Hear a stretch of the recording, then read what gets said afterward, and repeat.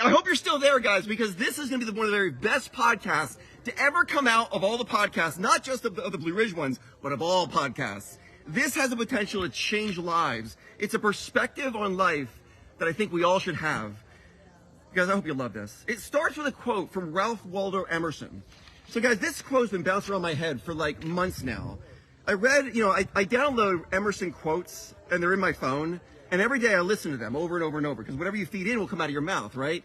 And he has this thing where Emerson goes, make the most of yourself, for that is all there will ever be of you. And when I first heard it, it kind of came and went, but then I thought, no, wait a minute.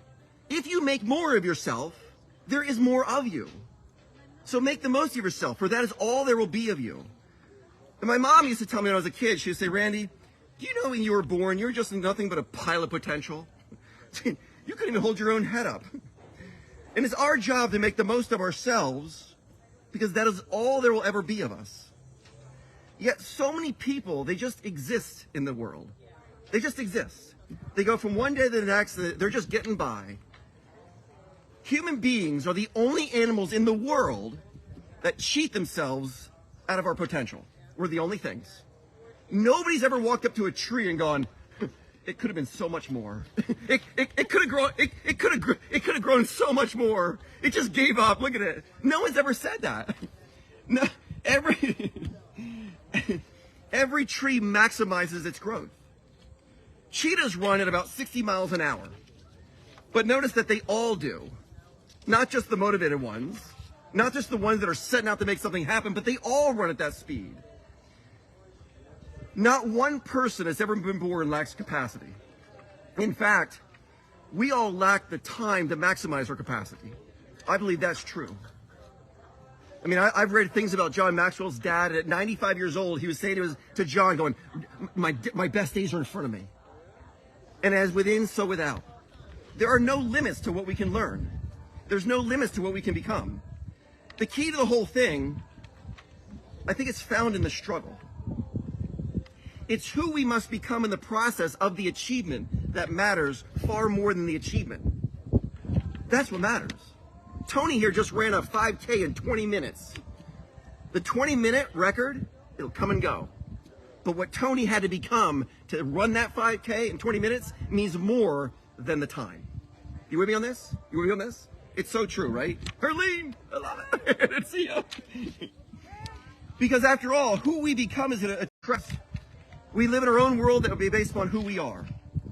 And I've heard that. Right? So think about this. The next time we go to work, there's two things happening when everybody goes to work, right? We are getting an income, and we are becoming something in the process. Who we are becoming is far more important than the income. After all, if work makes people cynical, we will magically find ourselves living in a cynical world. People that don't make the most of themselves find that there's very little of themselves. I've said it before, we've all heard this before. Everything worthwhile in this world is uphill. You've heard me say it, you've heard John Maxwell say it, and so embrace the climb. Find a way to succeed and never find the excuse for failure. Because everyone has circumstances, everyone has situations, everyone has a condition in their life, but that doesn't change the fact that we can choose to change what we do in our circumstances, situations, and condition in life. Isn't it true? We can do anything we want in any situation we're in. My mom would say to me, she goes, Randy, if it's to be, it's up to me. And if it's to you, it's up to you. After all, who's responsible for everything about ourselves? Well, we are, right? Who thinks for you, who eats for you, who sleeps for you, who walks for you, who talks for you? You do, so who's responsible? I am. This is why the beginning point of everything great in life is personal accountability. It's the birthplace of happiness, success, joy. Because if you're not responsible for your own day, we learn to work hard. Today in this world, there's people working harder on their lawns than they are on themselves. And the fact is, the life we're meant to live, it's right on the other side of a decision. It's right on the other side of a commitment.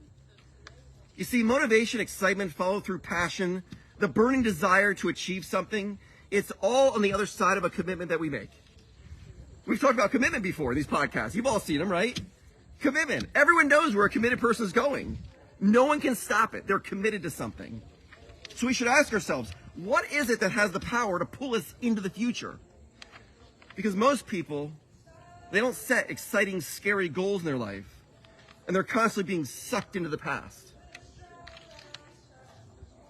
Can I tell you a story my mom did to me one time? It happened one day after school.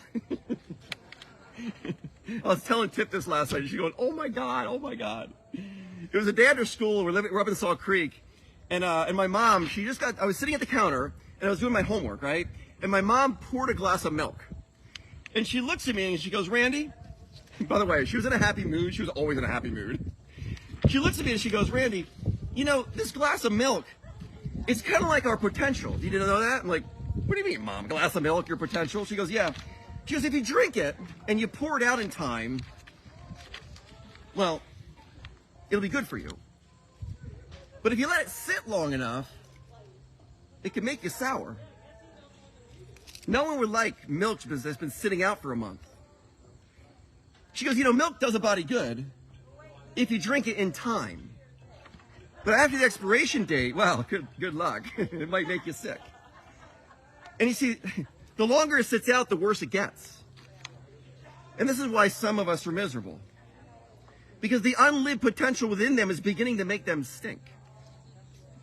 Their potentials that's been sitting inside of them for so long it's starting to make them sour. They knew there was more to their life than what they're living today. And the more time that passes, the worse it gets. It just keeps getting more and more rotten.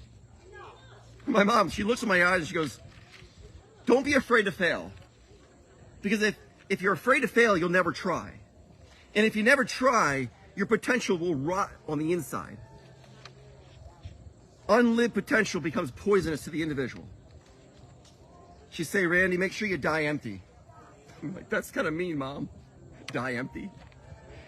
She goes, yeah, don't die with one dream left inside of you. She told me another secret that day.